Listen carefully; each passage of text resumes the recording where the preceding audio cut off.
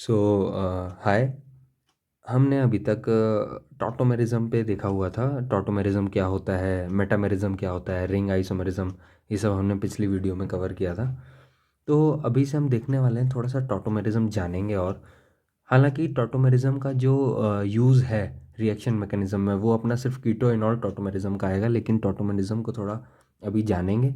और ये भी पता लगाएंगे कि कैसे कैसे इसके क्वेश्चन आते हैं, या फिर और आज क्वेश्चन भी करने वाले हैं हम, है ना। तो आज टाइप ऑफ प्रैक्टिस सेशन है, लेकिन हम थोड़ा सा ब्रीफ डिस्कशन भी करेंगे हर सेशन के ऊपर, है ना। तो हमने डेफिनेशन में टॉटोमेरिज्म में देखा था कि tautomerism is a type of functional isomerism.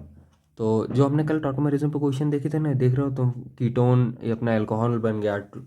तो ये तो अपना एल्डिहाइड बन गया।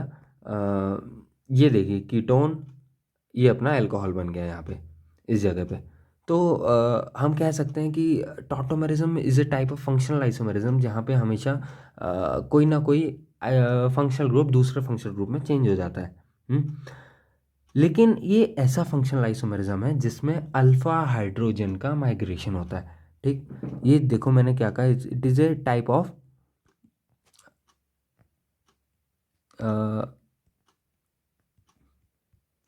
functional isomerism in which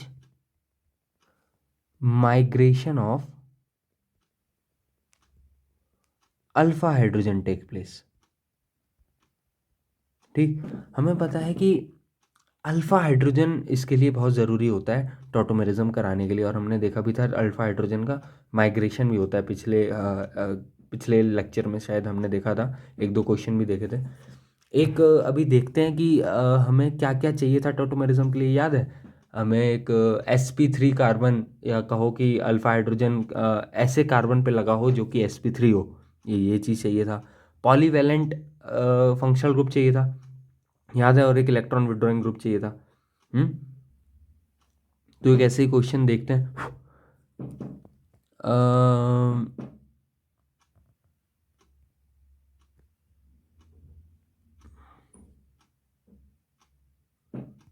क्या इसका टॉटोमेरिज्म हम कर सकता है?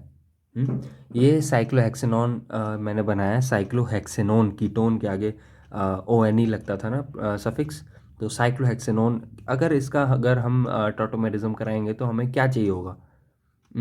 पॉलीवैलेंट फंक्शनल ग्रुप है, अल्फ़ा कार्बन पे अल्फ़ा हाइड्रोजन होना चाहिए। अल्फ़ा कार्बन अगर हम देखें तो इसका अल्फ़ा कार्बन ये है अल्फ़ा कार्बन पे क्या हाइड्रोजन है? हाँ, एक नहीं दो दो, एक सेकेंड। एक नहीं दो दो हाइड्रोजन है, एक ऐसे हाइड्रोजन और एक यहाँ हाइड्रोजन, ऐसे हाइड्रोजन है। इस हाइड्रोजन का माइग्रेशन 1,3 माइग्रेशन, जिसको हम ट्रायड मेथड पिछले बार बोले थे, वो हम कराएंगे। मतलब ये हाइड्रोजन यहाँ आ जाएगा और डबल बॉन्ड खिसक के यहाँ आ जाएगा। ज़रा देखते हैं कैसे करेंगे। ये बन जाएगा अपना OH इस रूप में। तो ये अपना कीटो फॉर्म हो गया, और ये अपना इनॉल फॉर्म हो गया। इनऑल मतलब डबल बॉन्ड के लिए इन, और OH लग गया, इसके लिए सफिक्स लगाया हमने ऑल, इन ऑल। तो इस तरह से अपना टॉटोमेरिज्म होता है। हम टॉटोमेरिज्म के आगे देखेंगे भी क्वेश्चंस, लेकिन इस समय हम स्टार्ट करते हैं थोड़ा बेसिक से, थोड़ा अपने क्वेश्चंस प्रैक्टिस सेशन अपना स्टार्ट करते हैं। कुछ क्वेश्चंस मैंने लिखे हुए हैं। क्वेश्चन को देखते हैं, हमें देखना है कि क्वेश्चन किस बारे में कह रहा है, और मैं बताता जाऊंगा कि क्या क्या चीज़ है इस क्वेश्चन में, कैसे कैसे क्वेश्चन को करने का अप्रोच होना है, या कैसे कैसे हम क्वेश्चन को करें, ये चीज़ हम देखेंगे। क्या स्टेप बाय स्टेप हम देखेंगे, जैसे हमने IUPAC के क्वेश्चन किए थे ना, स्टेप बाय स्टेप किए थे, कोई कन्फ्यूज़न नहीं रखना है। अगर बीच में अगर हम देख के घबरा जाएंगे, अरे ये इतना बड़ा चीज़ क्या है, ये तो हमने कभी देखा ही नहीं, तो हम क्वेश्चन कर ही नहीं पाएंगे। क्वेश्चन को बहुत आराम से देखना है, जो नाम लिखा हुआ है वो पहले बनाना है। और आइसोमेरिज्म एक ऐसा चीज़ है ना, isomerism is more of practice. जितना ज़्यादा प्रैक्टिस करेंगे ना, उतना ज़्यादा हमें आएगा। हालांकि मैं ट्रिक्स वगैरह भी बताऊंगा आइसोमेरिज्म करने की, लेकिन वो नेक्स्ट लेक्चर में बताऊंगा। इस समय तो हम पूरा बेसिक से स्टार्ट करेंगे इसके क्वेश्चंस। तो हम स्टार्ट करते हैं इसके क्वेश्चंस। ट्रिक्स वगैरह जितना भी है मैं अगली बार बताऊंगा, ठीक है। तो फर्स्ट क्वेश्चन अपना कह रहा है कि प्रोपियोनिक एसिड के हमें आइसोमेरिज्म बताओ। कोई एक आइसोमेरिज्म, एक आइसोमर, सॉरी, एक आइसोमर हमें बताना है प्रोपियोनिक एसिड। तो back to isomerism, back to IUPAC। IUPAC के हमें रिवर्स आईयूपीएसी करना है, नाम देख के हमें ज़रा स्ट्रक्चर बनाना है, स्ट्रक्चर बना के ही हमें पता लगेगा कि हम इसके कैसे कैसे आइसोमरिज्म बना सकते हैं। ठीक, प्रोपियोन, प्रोपियोन मतलब 3 कार्बन है, ये हमें पता है। ठीक, सबसे पहले रूट वर्ड देखना है कि कार्बन चेन में कार्बन कितने हैं, तो 3 कार्बन है, हमने प्रॉप देख के पता लग गया। प्रोपियोनिक एसिड से हमें पता लग गया कि ओइक एसिड कहाँ लगता था अपना, कहाँ लगता था, ओइक एसिड लगता था अपना कार्बोक्सिलिक एसिड में। तो 3 कार्बन का कार्बोक्सिलिक एसिड है ये तो चीज़ हमें पता है। तो 3 कार्बन का कार्बोक्सिलिक एसिड बना देंगे हम, CH3 CH2 C double bond OH। अब ये भी हमें पता था कि अगर फंक्शनल ग्रुप में कार्बन है तो उसका कार्बन अपनी प्राइमरी कार्बन चेन में इंक्लूड होता है। तो हमने 3 कार्बन का बना दिया है एसिड, प्रोपियोनिक एसिड। इसका हमें एक क्या बनाना है, आइसोमर बनाना है एक और। इसका एक आइसोमर बनाएं तो हम क्या करेंगे, ये हमने देखा कि भाई इसका एक और आइसोमर बनाना है तो कई सारे आइसोमर बन सकते हैं, लेकिन एक मैं तुम्हें फंक्शनल आइसोमर ही बना देता हूँ। देखो इसको यहाँ लेके तो आइसोमर बन नहीं सकता। अगर मैं इसको ऐसा बना दूँ, C double bond OH CH2 CH3, ये सेम चीज़ है बस रिवर्स है 180 डिग्री पे।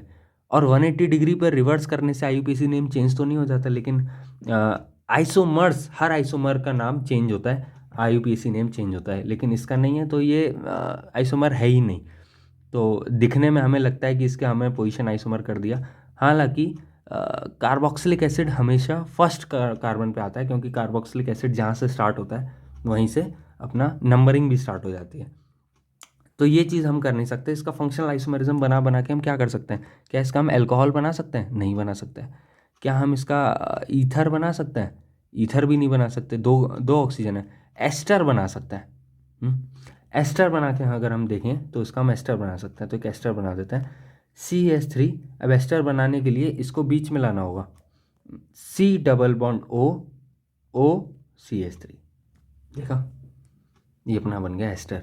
तो हमने एक इसका आइसोमर बना दिया। ऐसे हमें देखना है, स्टेप बाय स्टेप चलना है कि सबसे पहले उसका हमें स्ट्रक्चर बनाना है, स्ट्रक्चर के बाद धीरे धीरे क्या हम इसका ये बना सकते हैं, ये भी नहीं बना सकते। हालांकि शॉर्ट ट्रिक्स हैं जो कि मैं बाद में बताऊंगा, लेकिन अभी जब हम स्टार्ट कर रहे हैं तो शॉर्ट ट्रिक से तो नहीं करेंगे ना। हम स्टार्ट करेंगे तो पूरा मेहनत से करेंगे, बाद में हमें पता है कि भाई काम हो जाना है। ठीक है, तो हमने देख लिया कि भाई ईथर नहीं बना सकते, अल्कोहल नहीं बना सकते, बेसिकली जिसमें एक ऑक्सीजन लगता है वो तो बना ही नहीं सकते, और जो ऑक्सीजन एस्टर में लगते हैं और एस्टर हमने बना दिया है। ठीक, नेक्स्ट देखें, बोल रहे हैं कि इथॉक्सी इथेन, चलो इसको पहले मिटा देते हैं। इथॉक्सी इथेन और मिथॉक्सी प्रोपेन कौन सा आइसोमेरिज्म शो करता है, इथॉक्सी इथेन और मिथॉक्सी प्रोपेन। चलो बैक टू आईयूपीएसी, आईयूपीएसी ज़रा बना के देख लेते हैं। इथॉक्सी इथेन, तो इथॉक्सी बना दिया CH3 CH2O, ये बन गया अपना इथॉक्सी। इसके बाद इथेन लगाना है तो फिर यही CH2 CH3, इथॉक्सी इथेन बना दिया। And methoxy propane CH3O CH2 CH2 CH3, लो हमने मिथॉक्सी प्रोपेन भी बना दिया। ये हो गया अपना मिथॉक्सी, हो गया प्रोपेन, ये अपना इथॉक्सी इथेन। ठीक, तो हमने बना दिया है। कह रहे हैं कि ये कौन सा आइसोमेरिज्म शो करता है, दिख रहा है हमें कि भाई O की पोजीशन चेंज हो रही है, O की पोजीशन चेंज हो रही है। ठीक है, O यहाँ पे थर्ड पोजीशन पे आ रहा है और यहाँ पे सेकंड पोजीशन पे O आ रहा है। अपने मिथॉक्सी की पोजीशन और इथॉक्सी की पोजीशन चेंज है। उससे बड़ी बात ये है कि ये पॉलीवैलेंट फंक्शनल ग्रुप है। अब पॉलीवैलेंट फंक्शनल ग्रुप जैसे ही दिमाग में आता है तो हमारे दिमाग में दो ही चीज़ आती है, या तो टॉटोमेरिज्म जो कि यहाँ है नहीं, और दूसरा मेटामेरिज्म। मेटामेरिज्म में अपना क्या होता था, पॉलीवैलेंट फंक्शनल ग्रुप के around principal carbon chain change हो जाती थी, याद है। अपना मेटामेरिज्म में क्या होता है कि पॉलीवैलेंट फंक्शनल ग्रुप के around principal carbon chain change होती है। और टॉटोमेरिज्म में क्या होता है कि पॉलीवैलेंट फंक्शनल के अराउंड अल्फा हाइड्रोजन का माइग्रेशन होता है। दोनों चीज़ में ध्यान है, दोनों चीज़ में ध्यान देना, अंतर है दोनों चीज़ में कि टॉटोमेरिज्म में पॉलीवैलेंट फंक्शनल ग्रुप के अराउंड चेंज होगा, किसमें माइग्रेशन होगा अल्फा हाइड्रोजन में, और अपना मेटामेरिज्म में क्या होगा, पॉलीवैलेंट फंक्शनल ग्रुप के अराउंड प्रिंसिपल कार्बन चेन ही चेंज हो जाएगी। और हमें यहाँ साफ दिख रहा है कि प्रिंसिपल कार्बन चेन चेंज है, तो इसमें हम क्यों देर लगाएं इसको मेटामेरिज्म बोलने से। तो ये अपना हो गया मेटामेरिज्म। ठीक, अच्छे काम में देरी नहीं लगानी चाहिए, तो फट से हमने मेटामेरिज्म बोल दिया। तो समझ में आ रहा है, बहुत बेसिक से स्टार्ट कर रहा हूँ। जो भी चीज़ मैंने पढ़ाया है वो चीज़ मैं फिर से रिपीट करके बोल रहा हूँ, और जैसे हम प्रैक्टिस कर करके, क्वेश्चन कर करके अगर हम सीखते हैं, थ्योरी सीखते हैं क्वेश्चनों से, तो हमें और मज़ा आता है। क्योंकि थ्योरी में ज़्यादा टाइम लगाने से मज़ा नहीं आता, या कहो कि लर्निंग अच्छी नहीं होती। थ्योरी हम पढ़ लेते हैं ऐसे कि भाई राम कथा चल रहा है वो सुनते सुनते, लेकिन क्वेश्चन से अगर हम थोड़ा कंसेप्ट सीखते हैं तो वो इफ़ेक्टिव भी होता है ना।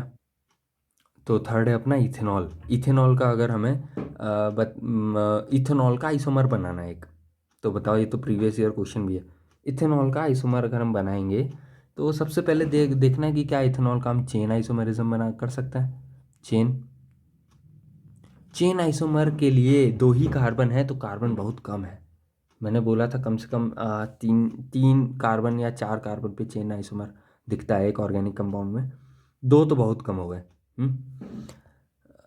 तो दो में तो नहीं दिखेगा, क्योंकि दो में देखो ना, CH3 CH2 OH, ये हमने एक बना दिया, OH CH2 CH3, तो मिरर इमेज हो गया है, कोई आइसोमर थोड़ी हुआ। तो और कहीं OH लगा नहीं सकते।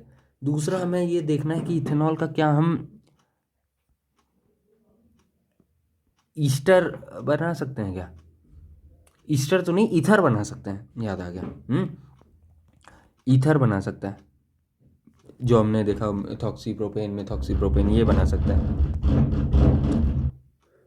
तो कहाँ थे, इथेनॉल का हम इथॉक्सी, जैसे हमने पिछले क्वेश्चन में देखा था, इथॉक्सी इथेन मिथॉक्सी प्रोपेन, तो ईथर हम बना सकते हैं। इसका ईथर हम एक बना के देख लेते हैं। चेन आइसोमरिज्म तो पॉसिबल ही नहीं है, ठीक है। तो एक ईथर बना के देखते हैं। इथेनॉल का ईथर बनाना है तो हमें पता है कि भाई एक ही चीज़ हो सकती है, CH3OCH3, इसके अलावा और कोई ईथर बन ही नहीं सकता। ये हो गया मिथॉक्सी मीथेन, इसके अलावा कुछ पॉसिबल ही नहीं है। या कह लो इसको डाई मिथाइल ईथर, दोनों एक ही है, नाम है। या तो इसको मिथॉक्सी इथेन बोल लो या डाई मिथाइल ईथर, ठीक, एक ही चीज़ है। तो देखो नेक्स्ट क्वेश्चन में अपना डाई मिथाइल ईथर आ गया। डाई मिथाइल ईथर और इथाइल अल्कोहल में क्या रिलेशन है बताना है, कि डाई मिथाइल ईथर और इथाइल अल्कोहल।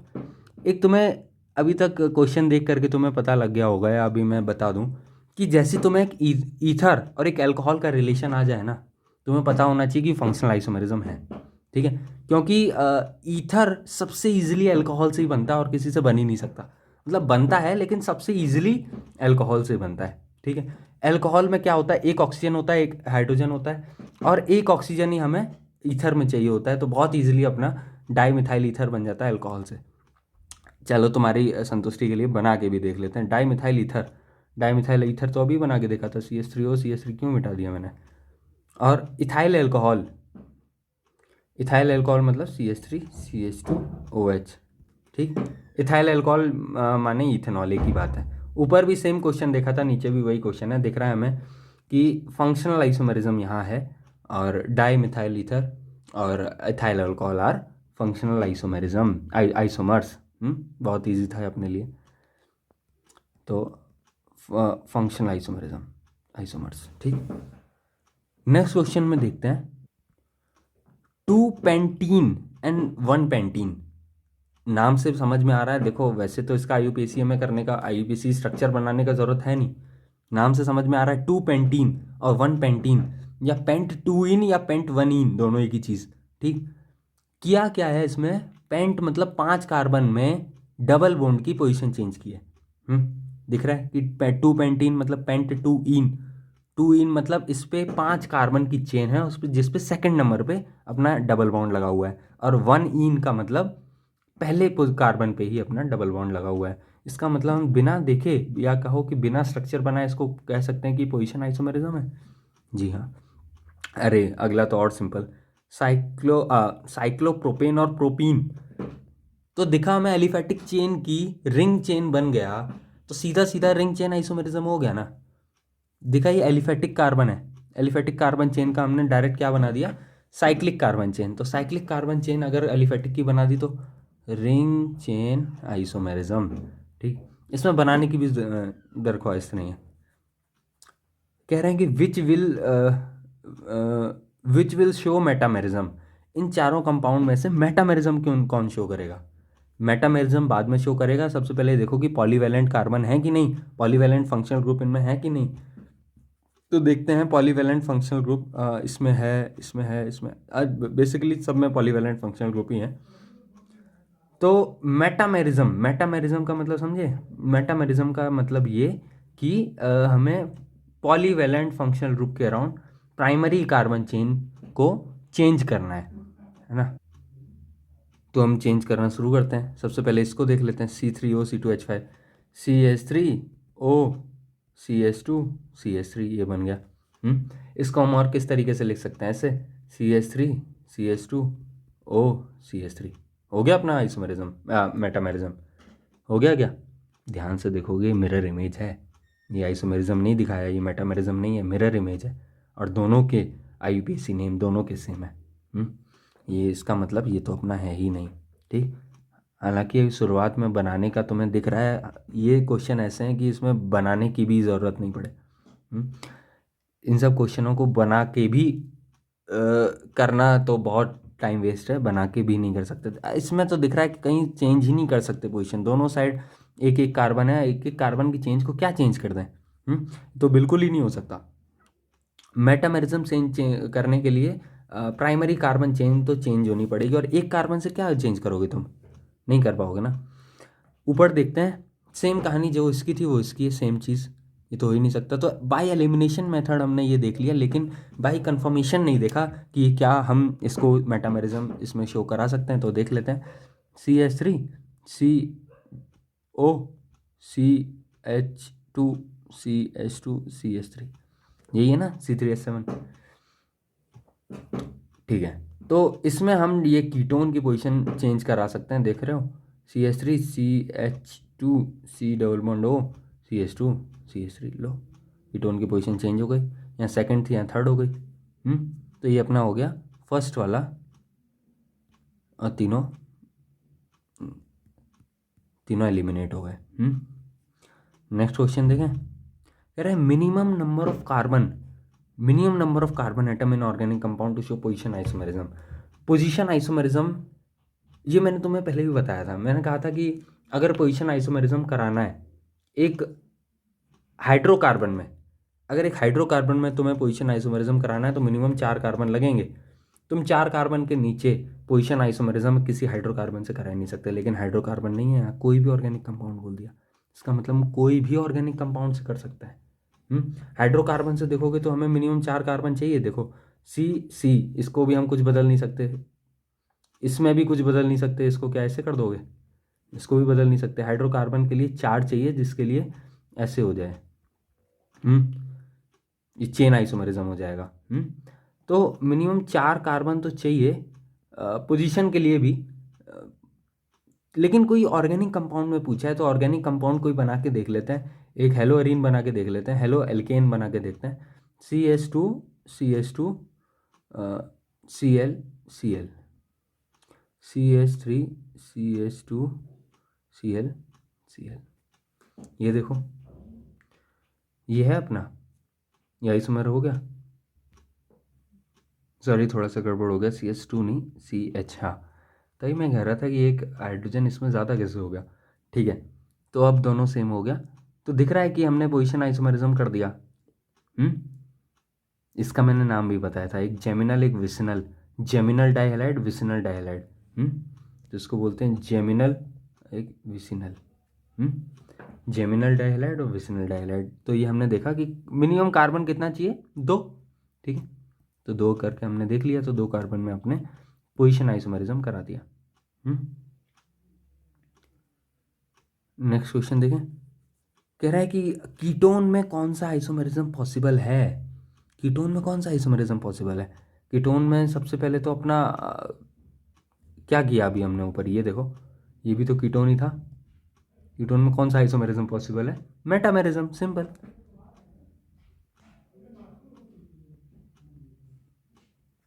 मेटामेरिज्म पॉसिबल है कीटोन में, तो अपना टॉटोमेरिज्म भी पॉसिबल है। तो कई सारे आइसोमेरिज्म है तो इसमें टॉटोमेरिज्म भी हो सकता है। टॉटोमेरिज्म लेकिन तभी होगा जब उसके पास एक अल्फा हाइड्रोजन होगा, वो भी sp3 कार्बन वाला है ना। अल्फा हाइड्रोजन अगर होगा तो अपना कीटोन में टॉटोमेरिज्म पॉसिबल है। C4H10O possible metamers. तो ये कह रहा है कि पॉसिबल मेटामर बनाने हैं C4H10O के।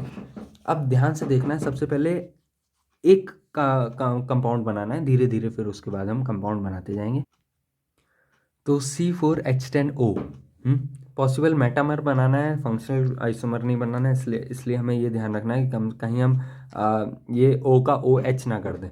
मेटामर में अपना polyvalent carbon, polyvalent functional group होता है और वो सेम होता है, ठीक। तो 4 कार्बन का पॉलीवैलेंट फंक्शनल ग्रुप के साथ तो सबसे पहले तो यही बना सकते हैं, CH3 CH2 O CH2 CH3। ऊपर भी देखा था हमने, ये हो गया एक पहला।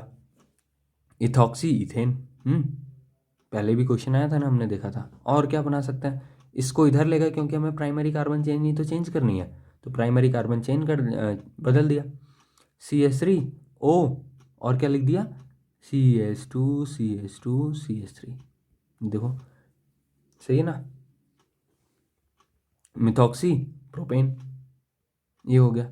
और क्या कर सकते हैं सोचो, हमें करना क्या है कुल मिलाकर के, ऑक्सीजन के किसी भी आइदर ऑफ द साइड में we have to change the primary carbon chain. Primary carbon chain देखो हमने 2 था, यहाँ से 3 कर दिया, और क्या चेंज कर सकता है। ये मैं जब ये मेटामेरिज्म पढ़ा रहा था तब ये क्वेश्चन कराया था, और ये क्वेश्चन ईजी है, थोड़ा सा सोचने का है। तीसरा हम ये कर सकते हैं, CH3O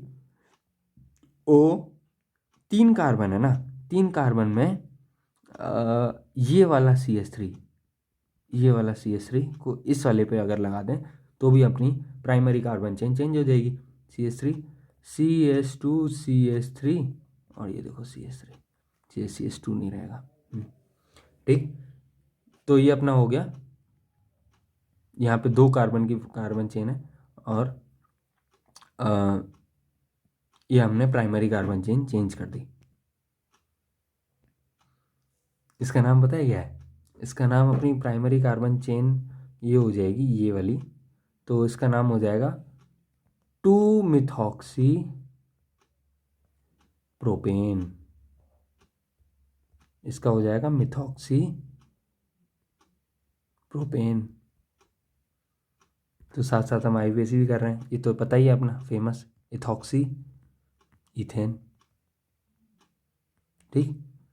2-मिथॉक्सी प्रोपेन, क्योंकि ये मिथॉक्सी जो है सेकंड नंबर कार्बन पे लगा है, तो 2-मिथॉक्सी प्रोपेन, ठीक है। तो ये चीज़ हमने देखा अभी तक। नेक्स्ट वाला क्वेश्चन बड़ा इंटरेस्टिंग है। इंटरेस्टिंग इसलिए, जब मैं क्वेश्चन करूँगा तो पता लग जाएगा। कह रहा है कि इनॉलिक फॉर्म ऑफ एसीटोन कंटेन, अब इसमें अपना टॉटोमेरिज्म इंक्लूड हो गया, टॉटोमेरिज्म करेंगे, और इनॉलिक फॉर्म से हमें याद आ गया कि कीटो इनॉल टॉटोमेरिज्म है, ट्राइमेरिक फॉर्म, ठीक।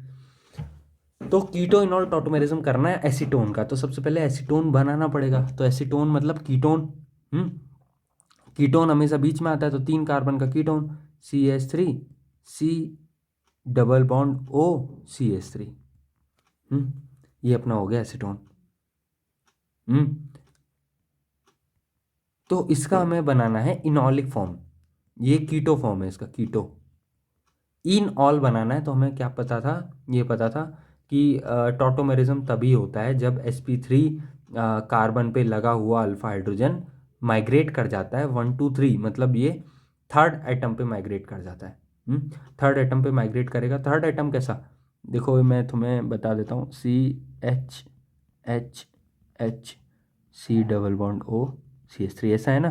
तो पहला एटम तो ये हो गया, ये first atom, second atom, third atom, 1 2 3, 1 2 3, third atom पे अगर ये माइग्रेट करेगा तब जाके अपना इनॉल कीटो इनॉल टॉटोमेरिज्म हो जाएगा। तो ये हाइड्रोजन यहाँ से इधर चला जाएगा OH। तो हम करके देख लेते हैं, CH2 सॉरी CH2 नहीं, डबल बॉन्ड माइग्रेट होगा इधर,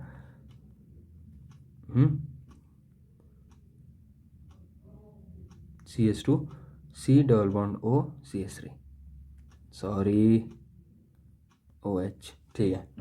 ये अपने हमने अपना इनॉल फॉर्म बना दिया। अब इनॉल फॉर्म में बोल रहे हैं कि कितने सिग्मा, कितने पाई, कितना लोन पेयर है। अब ये बैक टू क्लास 11th, हम पहुंच गए क्लास 11th में। क्लास 11th में हमने सिग्मा पाई बॉन्ड कैलकुलेट करना सीखा था। Sigma are the those bonds which are single bondedly attached with another atom, central atom. Single bondedly attach with another central atom. तो सिंगल बॉन्डेडली कौन कौन attach है, ये चीज़ हमें देखनी है। तो देखो सिंगल बॉन्डेडली अब सब है, हमको एक एक हाइड्रोजन खोल के लिखना पड़ेगा, एक ऐसे एक ऐसे। ठीक, इसके तीनों हाइड्रोजन खोल के लिख देते हैं, ऐसे ऐसे ऐसे। और ये तो अपना है ही है। तो पाई बॉन्ड वो होता है जो कि डबल बॉन्ड होता है, double bond is the pi bond. तो 1 2, एक सिग्मा इसमें ये भी है, एक पाई इसमें ये भी है। डबल बॉन्ड के जो दोनों बॉन्ड होते हैं ना, उसमें एक सिग्मा होता है, एक पाई होता है। क्लास 11th में देखा था हमने। तो एक सिग्मा यहाँ पे, तो थर्ड सिग्मा ये, फोर्थ, फिफ्थ, सिक्स्थ, 7 8 और 9 सिग्मा हमने देखे। ये अपना वो नहीं है सिग्मा मेल वाला सिग्मा, ये सिग्मा बॉन्ड वाला सिग्मा है। ओवरलैपिंग जो होती थी ना, पी पाई डी पाई ओवरलैपिंग, वो सब क्लास 11th में हमने सीखा था। बेसिकली यहाँ पे हमें उसकी ज़रूरत नहीं है, लेकिन फिर भी हम कंसेप्ट के लिए सिग्मा बॉन्ड कैलकुलेट करने का तो आ ही जाता है, क्योंकि बहुत बेसिक चीज़ है। ठीक, तो हमने देखा 1 2 3 4 5 6 7 8 9। इससे ज़्यादा अगर तुम्हें सिग्मा बॉन्ड दिख रहे हैं तो तुम बताओ। मुझे तो सिर्फ 9 बॉन्ड दिख रहे हैं, तो हम कह देते हैं इसमें 9 सिग्मा है। कितने पाई बॉन्ड है, ज़रा पाई बॉन्ड गिनेंगे तो पाई तो हमें सिर्फ एक ही दिख रहा है। एक पाई बॉन्ड, तो एक पाई बॉन्ड लोन पेयर। तो लोन पेयर क्या होता है, जितने वैलेंस शेल में इलेक्ट्रॉन होते हैं, बॉन्डिंग करने के बाद, मतलब कहो कि कोवलेंट बॉन्ड बनाने के बाद जितने इलेक्ट्रॉन बच जाते हैं, वो होते हैं अपने लोन पेयर। मान लो ये ऑक्सीजन है, दूसरे कलर में लिखता है, ये ऑक्सीजन है। ऑक्सीजन के पास कितने वैलेंस शेल इलेक्ट्रॉन होता है, वैलेंस शेल में कितने इलेक्ट्रॉन होते हैं, 1 2 3 4 5 6 होता है ना। तो वैलेंस शेल इलेक्ट्रॉन में अब 6 कैसे होते हैं ये अगर बताने लगूं तो फिर छोड़ ही दो, फिर तुम्हें क्लास 11th ही पढ़ानी पड़ेगी। वैलेंस शेल इलेक्ट्रॉन अगर ये कितने बॉन्ड बनाता है ऑक्सीजन, इससे हमें पता लग जाएगा कि भाई लोन पेयर किसको कहते हैं, 2 इलेक्ट्रॉन के पेयर को हम लोन पेयर बोलते हैं। ठीक है, 2 इलेक्ट्रॉन पेयर्स को हम लोन पेयर बोलते हैं। ऑक्सीजन कितने बॉन्ड बना रहा है ये डिसाइड करता है कि उसके लोन पेयर कितने हैं। जनरली ऑक्सीजन के पास 2 ही लोन पेयर होते हैं, लेकिन हम देख लेते हैं ऑक्सीजन है कहाँ, इधर ये रहा, ये ऑक्सीजन। ऑक्सीजन ने 2 बॉन्ड बनाए, एक हाइड्रोजन के साथ, एक कार्बन के साथ। तो एक एटम उसका एक कोवेलेंट बॉन्ड बन रहा है उसका हाइड्रोजन के साथ, एक बन रहा है ऑक्सीजन के साथ। और ये देखो, एक लोन पेयर, 2 लोन पेयर, या कहो कि इलेक्ट्रॉन पेयर। तो एक इलेक्ट्रॉन पेयर ये हो गया, दूसरा इलेक्ट्रॉन पेयर ये हो गया। ठीक है, तो इस ऑक्सीजन के पास 2 लोन पेयर हैं। और किसी के पास दिख रहे हैं, कार्बन के वैलेंस शेल में 4 वैलेंस बॉन्ड इलेक्ट्रॉन होते हैं, और चारों बॉन्ड वो बना रहा है। तुम जितने भी कार्बन देखोगे, कार्बन 4 ही बॉन्ड बना रहा होगा, उसके पास लोन पेयर जनरली होते ही नहीं है। हाइड्रोजन के पास एक वैलेंस शेल इलेक्ट्रॉन होता है, और वो सारे हाइड्रोजन यहाँ पे एक एक बॉन्ड बना ही रहे हैं, है ना। तो हाइड्रोजन और कार्बन में तो ये गुंजाइश ही नहीं है कि उसके पास अपना लोन पेयर रहे। लेकिन ऑक्सीजन के पास है, ऑक्सीजन के पास अपने 2 बॉन्ड, जब वो ऑक्सीजन बनाता है, जब उसके पास 2 लोन पेयर बचते हैं। तो कहाँ गया अपना क्वेश्चन, कितने लोन पेयर हो गए, 2 लोन पेयर। तो कितने हो गया, 9 सिग्मा, 1 पाई और 2 लोन पेयर अपना हो गया एसीटोन के इनॉलिक फॉर्म में। तो क्वेश्चन अगर ध्यान से पढ़ोगे तो ऐसा नहीं होता कि तुम कीटो फॉर्म में ही निकाल देते। अगर कीटो फॉर्म में निकाल दे तो गड़बड़ हो जाता। इनॉल फॉर्म में बनाना है तो सबसे पहले कीटो इनॉल टॉटोमेरिज्म करवाना है, इनॉल फॉर्म में उसके सिग्मा और पाई गिनना है। ठीक, ये बहुत बेसिक क्वेश्चन था। जनरली ऐसा क्वेश्चन आता नहीं है, लेकिन बहुत बेसिक क्वेश्चन करने आने चाहिए जिससे हमारा कंसेप्ट क्लियर हो। और मैं जनरली ऐसे क्वेश्चन ही रखता हूँ, या ऐसे क्वेश्चन ही करते हैं जिसमें अपना IUPAC क्लास 11th का, या जनरली जितने भी अपने बेसिक कंसेप्ट हैं ये अपने मजबूत हो जाए। क्योंकि जितना अभी हम शुरुआती चैप्टरों में कंसेप्ट बना के चलेंगे, उतना अभी हमारे ये सारे कंसेप्ट रिएक्शन मैकेनिज्म में काम आएंगे, और रिएक्शन मैकेनिज्म में बार बार मुझे पढ़ाने का ज़रूरत ना पड़ेगी। देखो ये सिग्मा होता है, ये पाई होता है, यहाँ से इसने रेजोनेंस वगैरह में सिग्मा पाई बहुत यूज़ आने वाला है कि नहीं। तो इसीलिए ये सब चीज़ अभी आ रही है, जिससे आगे आगे सजीलो हो जाए, आगे हमें दिक्कत ना हो। तो मैं तो सोचूंगा कि ज़्यादा से ज़्यादा हम इस समय टाइम क्वेश्चंस में दें, जिससे हमारा बेसिक मजबूत हो जाए, जिससे जितना भी बेसिक ऑर्गेनिक के नियम हैं, रूल्स हैं, वो जितने भी हमारे रिएक्शन मैकेनिज्म में काम आए तो हमें सारे था हो, सारे पता हो। तो जिससे हमें कोई दिक्कत ना हो। तो चलो अभी के लिए इतना ही। हम और भी टॉटोमेरिज्म के आगे क्वेश्चन करेंगे, फिर स्टीरियो आइसोमेरिज्म करना है, फिर इस चैप्टर का एंड करेंगे। और जैसे ही हम रेजोनेंस पढ़ लेंगे ना एक बार, उसके बाद हम मुझे याद दिलाना कि हमें एरोमेटिसिटी, हाँ एरोमेटिक कंपाउंड्स भी पढ़ने हैं अभी। ठीक है, तो आज के लिए हम इतना ही रखते हैं। तो आज हमने थोड़ा सा टॉटोमेरिज्म जो रह गया था, कीटो इनॉल टॉटोमेरिज्म के आगे ज़्यादा पढ़ने की ज़रूरत नहीं है, क्योंकि कीटो इनॉल टॉटोमेरिज्म क्या आएगा ही नहीं, रिएक्शन मैकेनिज्म में इतना ही यूज़ होता है। और प्रैक्टिस भी हमने की थोड़ा, हम जैसे जैसे आगे क्वेश्चनों की प्रैक्टिस करेंगे थोड़ा फास्ट करते जाएंगे, जिससे बोरिंग महसूस ना हो। तुम कहोगे अरे सर ये तो आता है हमें, जो चीज़ हमें आती है वो चीज़ बार बार कराने की क्या ज़रूरत है। तो हम थोड़ा सा फास्ट पेस पे अब क्वेश्चन करेंगे अगले सेशन से। ठीक है, तो thank you for this session and study well.